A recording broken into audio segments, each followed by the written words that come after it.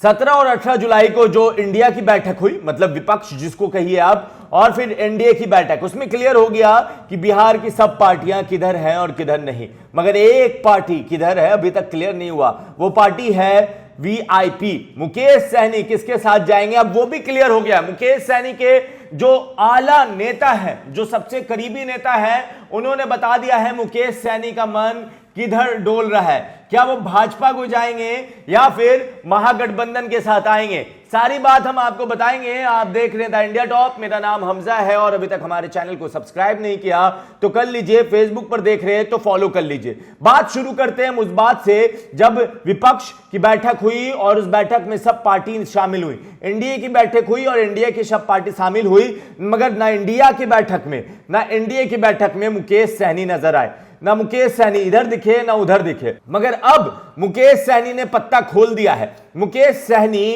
किधर जा रहे हैं हम आपको बता रहे हैं, आप कान खोलकर और दिल थामकर सुनिए। मुकेश सहनी महागठबंधन की तरफ जा रहे हैं। मुकेश सहनी का मन मोह सब भंग हो गया है एनडीए से, भाजपा से। इसीलिए भाजपा से उन्होंने शर्त रखी थी कि जितना सीट आप चिराग पासवान को दीजिएगा उतनी सीट हमको चाहिए, वो या उससे एक सीट कम। मगर भाजपा इस शर्त में नहीं मानी।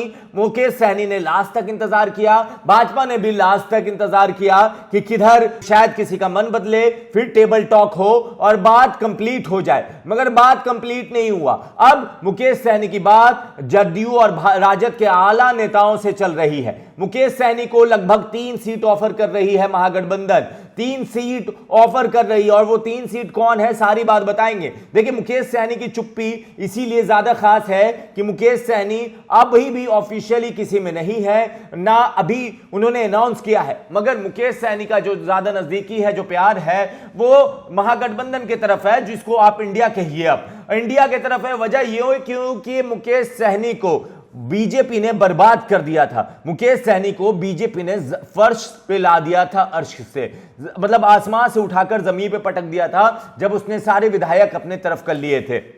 अभी भी डर है मुकेश सहनी को कि अगर भाजपा हमको 3 सीट देती है, हमारे तीनों सांसद जीत भी गए तो हमारे तीनों सांसद में से सबको अपने तरफ ले लेगी, उसका जब मन चाहेगा। मगर इंडिया ऐसा नहीं करती, महागठबंधन जिसको कहते हैं वो ऐसा नहीं करती। इसीलिए मुकेश सहनी कह रहे हैं कि अगर 3 ही सीट पे मानना है तो हम जाएंगे तेजस्वी के साथ। तेजस्वी के साथ जाने की तैयारी कर चुके हैं मुकेश सहनी, कुछ ही दिन में अनाउंस भी कर देंगे। उनके नजदीकी सूत्रों से पता चला है कि मुकेश सहनी बस डील कर रहे हैं कि कौन सा सीट मुझे मिलेगा, विधानसभा में कितनी सीटें मिलेंगी, क्या हमें एमएलसी पद भी मिलेगा। मुकेश सहनी की मांग थी कि 3 लोकसभा और 1 एमएलसी मिले, मगर महागठबंधन 3 लोकसभा देने को तैयार है या फिर कह रही है 2 लोकसभा या 1 एमएलसी, और इसी पे पेच अटका पड़ा है। देखिए सबसे पहली सीट जो डिमांड है वो डिमांड है मुजफ्फरपुर की सीट। मुजफ्फरपुर की सीट हर हाल में चाहते हैं मुकेश सहनी। उसके बाद दरभंगा, उसके बाद खगड़िया, ये तीनों सीट मुकेश सहनी अपने झोली में चाहते हैं। महागठबंधन इनमें से 2 सीट देने को तैयार है।